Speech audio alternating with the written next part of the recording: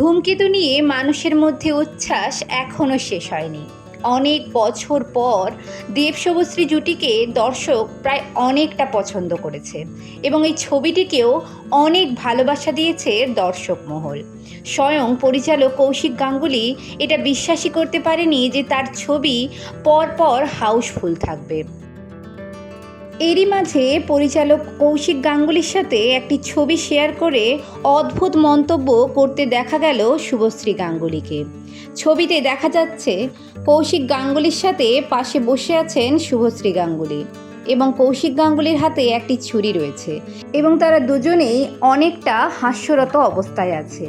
এই ছবিটি অভিনেত্রী শুভশ্রী গাঙ্গুলি নিজের ইনস্টাগ্রামে পোস্ট করেছে এবং তাতে লিখেছেন, হাসতে হাসতে খুন করে দেব, সাথে কতকগুলো মজার ইমোজি। বোঝাই যাচ্ছে তারা দুজনে মজা করেই এমনটা করেছেন।